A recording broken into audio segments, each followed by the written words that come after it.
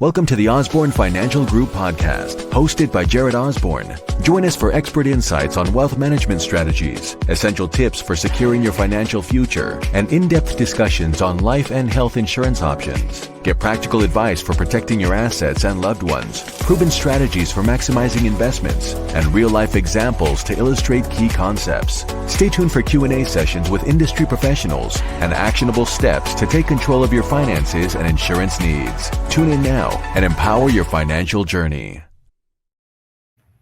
Hello, everyone, and welcome back to another episode of the Osborne Financial Group podcast. We are gearing up for the holidays, wishing everybody a happy and healthy out there. And if you're watching the news lately, and even if you're not watching the news, if you're just kind of out there living, you probably noticed that things are pretty costly right now. There's what's the buzzword, Jared? Affordability crisis. Yeah, that's going on right now out there. So I wanted to dig into that a little bit today to round out the year and kind of speak to people about, some practical tips, tools, things that we could do mindset-wise, all the fun stuff, and really touch down on some of these topics. So, Jared, I want to get it from your lens, because you do this every day. You meet with clients, you speak to prospects. You probably have you have your finger on the pulse of what people are thinking in terms of finances right now. What's been the overall arch over the last year for 2025 in terms of like where people are at financially? What's been your experience? Yeah, well, I think the affordability crisis, quote unquote, has been going on for more than the past year. I think it's been going on for the past 3 or 4 years, and some things are getting better and some things are getting worse. Right now, what people are seeing, or what I'm seeing in just my world, is obviously the health insurance market right now. Obviously, a lot of stuff going on legislatively and politically, infighting and between the two parties as always. Due to the subsidies or tax credits, or and then you can get into home prices, and but look, there's been a lot of relief at the grocery store I've seen. That being said, on a day-to-day basis, most people get squeezed, whether it be because their insurance rates have gone up, or something at the grocery store, although initially a year ago we were complaining about eggs. That came down. It's something else. Gas has come down, so that's good. But something comes down and another thing goes up. So the biggest areas I see that people complain about are insurance, whether it be health, homeowners, although that's in Florida, that's coming down a little bit from what I'm hearing and seeing. I don't deal with that, but obviously home prices is a major concern. Yeah. That's been gradually going up for the past 4 or 5 years. And that's more of an indication of probably a supply and demand thing, although mortgage rates have come down a little bit, and hopefully we'll get some relief as they lower interest rates. But yeah, I mean, look, the middle class has been getting squeezed for a long time. There's a lot of different variables and factors. Some of it's political, and some of it's just an issue with supply and demand, and some of it is the fact that in regards to the home situation, in Florida, you just have so much demand, not a lot of supply.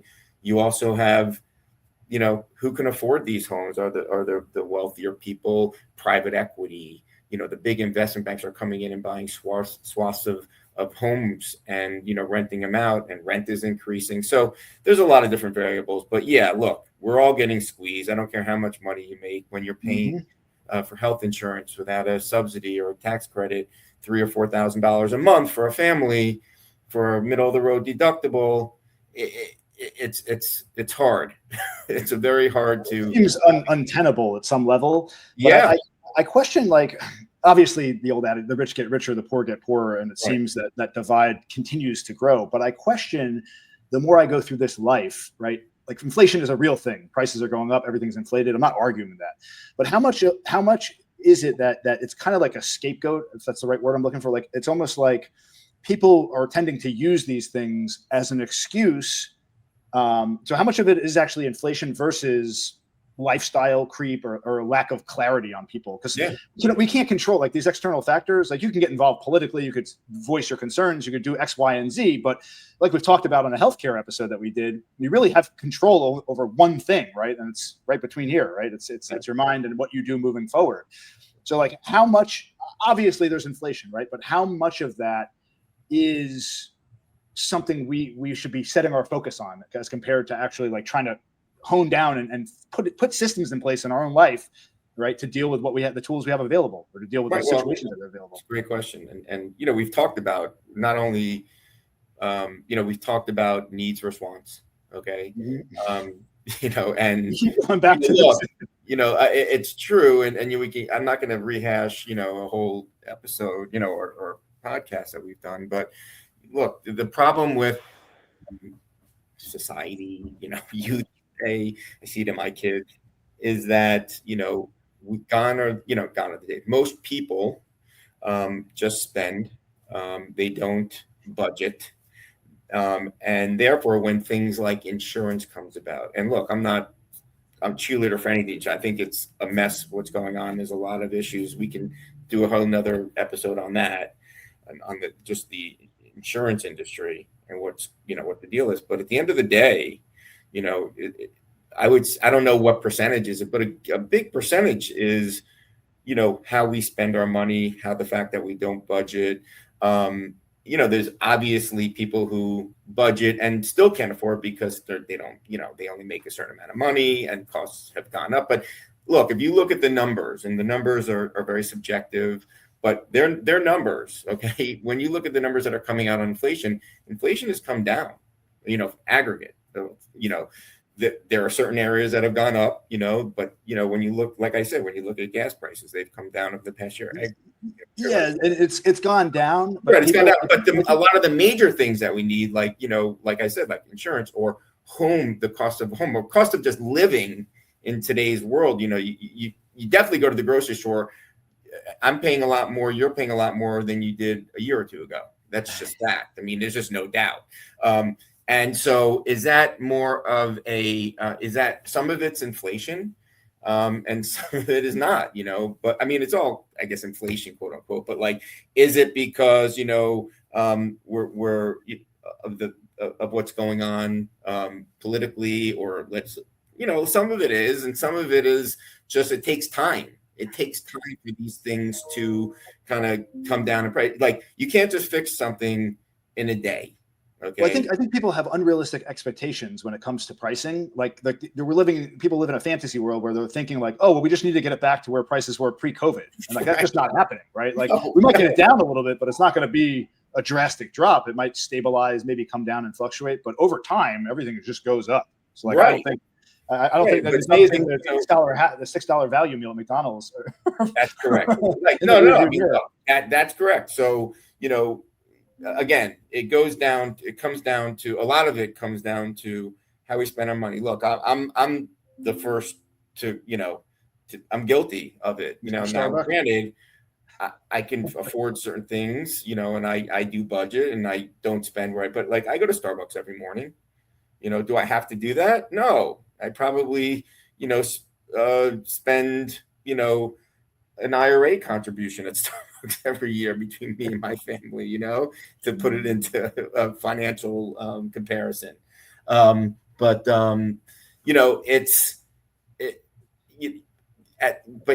not everybody should be doing that. And I do see it. I mean, I go into Starbucks, and look, I'm not trying to judge people, but there are people that just shouldn't be going to Starbucks every morning. It's just fact, whether it's Starbucks or whatever, or going out to dinner, or, so I think there is you kind of have to balance it out, like, enjoy your life at the same time, budget yourself and, separate your needs and wants.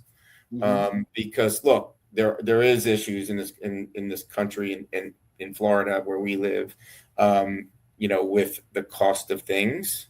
And so you really, it more important than ever is to budget yourself and to really separate. We talked about going online. Do you need 15 different streaming services?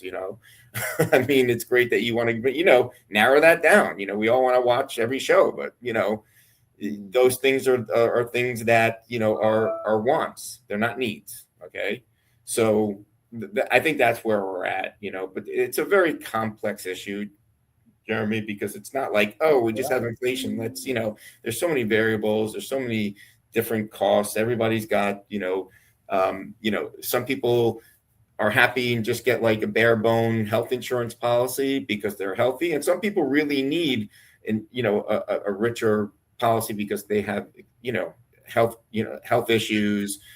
They need certain medications, okay, that have to be on certain plans. So it is, there are a lot of different variables, and it's not one size fits all for everybody. Okay. Yeah. But there are definitely things you can do, to lessen the blow, to buffer that, we all have the same issues. You could, everybody, you look at somebody, oh, they look at their cars in our house. I meet with people that, live in beautiful homes and have nice cars. And then I say, well, what do you got in savings? Or, how's your life? I don't have any of that stuff. Savings? What's that? Yeah. I mean, it's a lot of it's smoke and mirrors. I mean, Miami, especially Florida, it's one of these places where everybody's got money until you really get under their hood and you're like, you don't really have anything. You're just, you're as bad as anybody else. You just, you were able to get a nice house, but where's your savings? Yep. You watch social media and you watch how people act, like wearing masks all the time. But then when you really dig into it, you have a deep conversation with somebody, you realize that a lot of people are still struggling. And most people, look, I have people, I say this, I meet with people, 5 years ago, someone making 150,000, a couple, they're living nicely, now 150,000 with a family, you're living check to check for the most part, I mean, that's sad, that you could be making, I mean, maybe, and granted, South Florida is not, certain places in Kansas or Ohio, and I'm not making fun of them, but, there's just the cost of living in Florida. And when I moved from New York, it was always, oh, wow, you're going to, going to Florida, the cost of living is so great down there. You can buy a house for this and you can live in this. Those days are gone, and they've been gone for many years, where you can buy a beautiful home for $300,000-$400,000, which is what I paid 13 years ago for a house that's worth 4 times as much, and which I can't believe is worth 4 times as much. I mean, I sit there and I'm like, it's a nice house and all, but like, I can't believe this house is, people are paying this much. And that's where I feel bad, because, you have young kids, 20s, early 30s, that are, making decent money and they can't afford a house, because the only house they can find is $700,000, $800,000, $900,000. Yeah, I think a lot of people miss out on leveraging their money and and accumulating assets, right? Like just getting stuck in one source of income from just a standard 9-to-5 job nowadays. It's just not enough in most cases. And people really need to learn these tools from a young age in terms of compounding interest we've talked about. And just because you're making a salary doesn't mean you can't invest in other things, starting to invest in real estate, creating multiple revenue streams for you. And that's relying on one thing and stressed out all the time. No, you're right. And that's budgeting, like I do it, like, I don't spend on a lot of things, not because I save, I put money automatically into various vehicles. Now, granted, I do this for a living, so it's a little different. And I have a little advantage on all of us regular people. But, you have to be, I learned a long time ago, the best thing to do is put yourself on auto, meaning when you want to save, make sure. You don't have to think about it. Remove the variable where it's coming out of your, coming out of your bank every, whether it be look, I do it where, we've talked about, these apps. I have Acorn. I do this. I started with my kids just to teach them a lesson. I mean, I just automatically put it rounds up my change. Okay. But you know what, Jeremy, like $40 here, $50 there, it adds up. Investing in it. I'm telling you, 6 figures it adds up over 3 years, and I haven't even really noticed it. I mean, I noticed it because I see my bank, but like, I'm not like, oh my God, I just $40, just, those things, or, your 401k payroll deductions. If you have at work where, even if it's not the full amount that the maximum you can invest, putting in $20-$30 every pay period or whatever it is.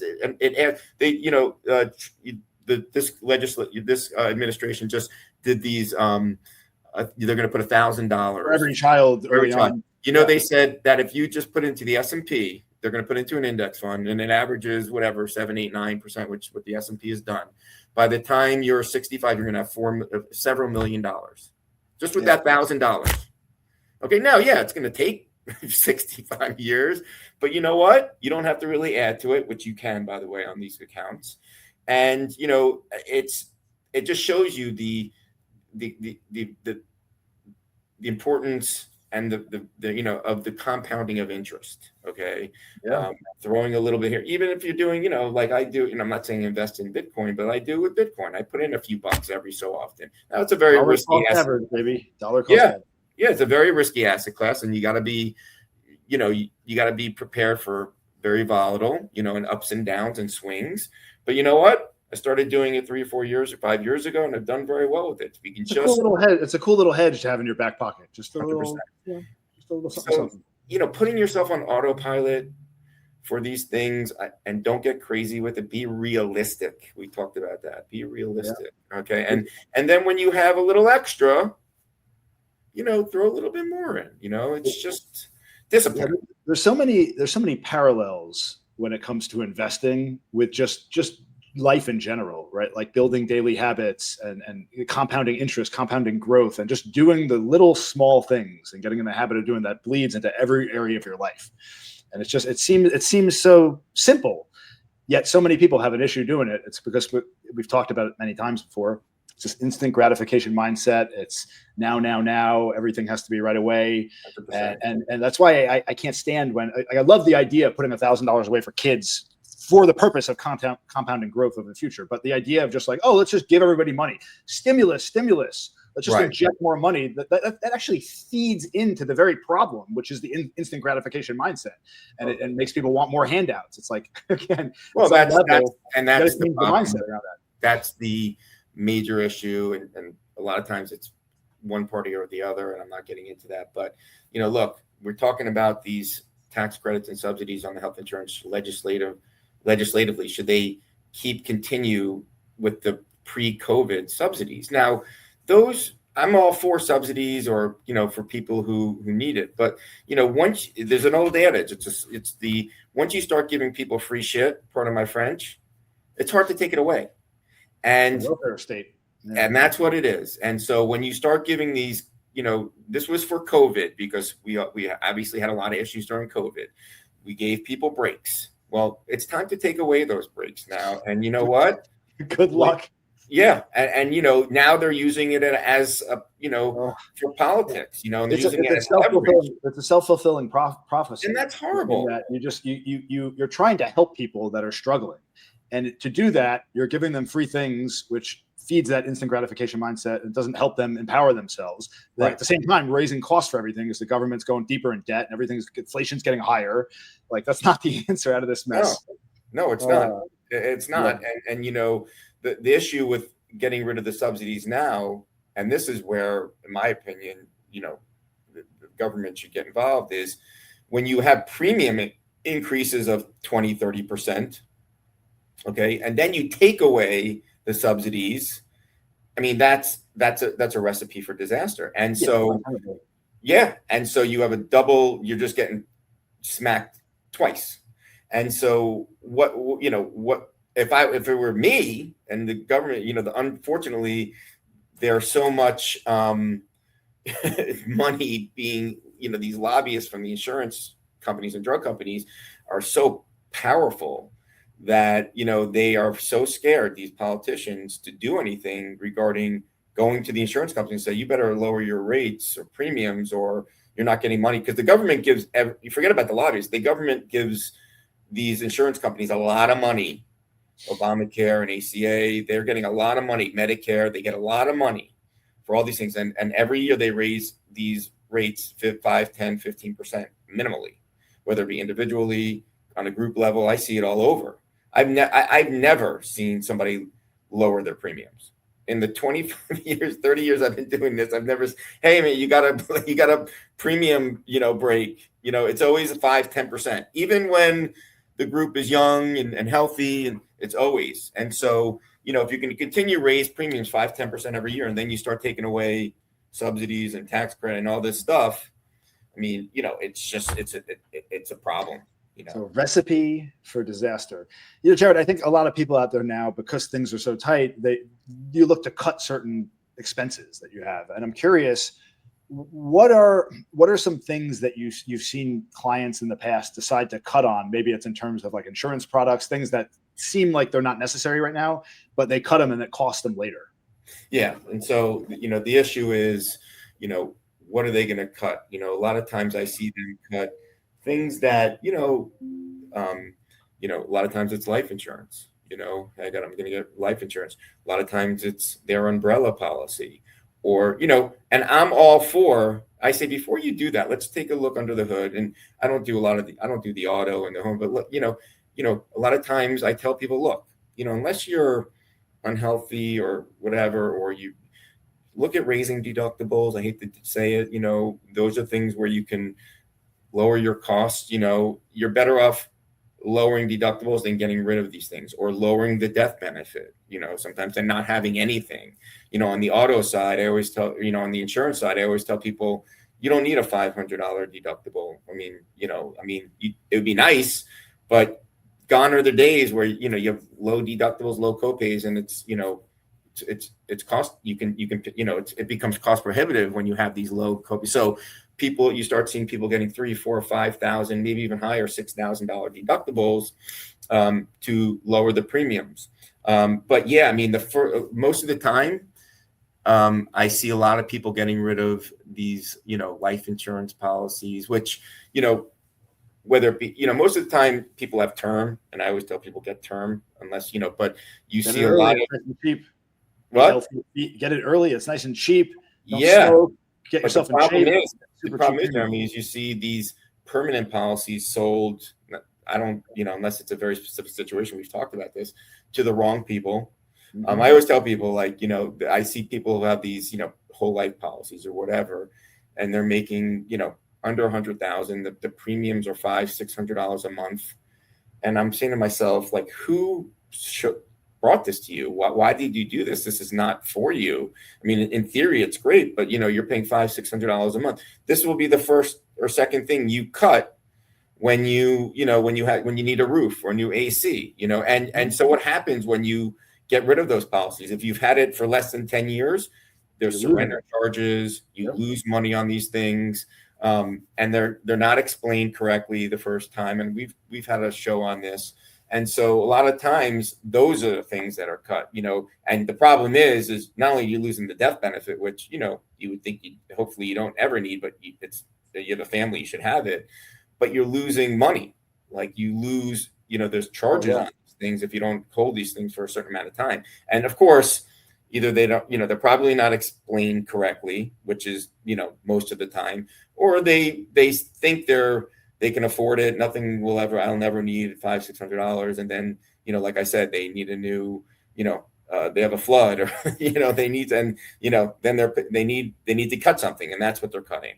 I always tell people, try to look elsewhere, cut the thing, don't cut your insurances, because sometimes you can never get it back, and you can lose money. So, like, you drop certain insurances, you may not, one, you're probably older. So if you want to get it back, it's more expensive.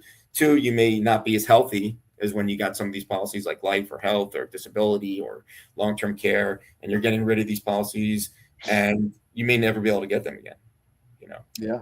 I can speak to that personally in terms of putting some whole insurance policies in place when maybe I shouldn't have. I overinvested in that, and I had some unexpected legal issues, and I ended up having to cash out a couple of the policies. Thankfully, I'd been paying into it long enough where I didn't really lose anything, but I lost the power. If I had put that money elsewhere, I would have had quite a bit more in interest, and I just didn't foresee it happening. And life happens, and sometimes you can't avoid these things, but it speaks to like having this more robust strategy with many, many different pieces to the equation, and not just putting all your eggs in one basket. And many people are financially illiterate when it comes to that. And when those things happen, it tends to feed into that negative mindset where something like that happens and you just tell yourself that story, like, oh, another bad decision made, and then it just bleeds into everything in your lifestyle. So it's so important to sit down with a financial professional, wealth manager, some advisor. We talked about this before, not just when you're wealthy, but also when you're starting out, right? And just putting these systems in place. It's probably even more important when you're just starting out, because you're programming your mind for success in the future. That's absolutely correct. And just, kind of hopefully dealing with somebody who has your best interest. And that's tough because, a lot of these a wealth manager is going to show you a well-diversified portfolio, different products. And whereas if you just go to someone who just sells life insurance, they're just going to show you life insurance and they're going to tell you how great it is. Okay. And life insurance is a great product for the right client. It's not for everybody. We've discussed this. It should be a piece of the pie for certain individuals, a very small piece. Okay. Yeah. I have life insurance, permanent. I use it for retirement. I understand it, but I don't overextend myself.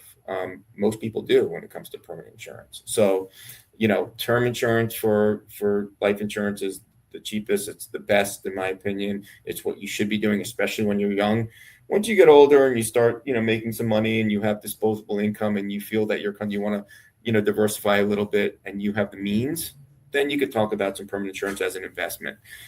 But, for the average person starting off with a family, no need for permanent life insurance. Doesn't make sense. And to speak to what you said about financial advisors and whoever having your best interest at heart, there are many cases where they do have your best interest at heart, but maybe they have some blind spots. They have some, they're too in it, right? They're not seeing the right perspective. So it's important to deal with a professional that is aware and is always learning and has other people that they correspond with and communicate with in the field, because everybody has their blind spots. And it's important to have different perspectives when it comes to this stuff. Because people get, 100%. Yeah, 100%. And also,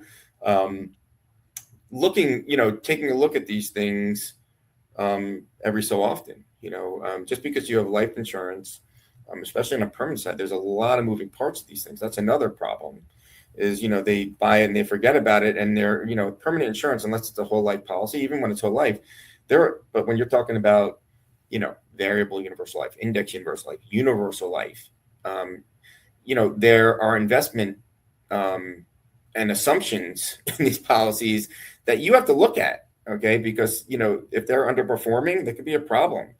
And if they're not structured correctly, it could be a problem. So you need to really look at these things just like you would your portfolio, your investment portfolio. Even when you have term insurance, you have a 20 or 30-year term and you've had it for 10, 15 years. Hey, do you have enough?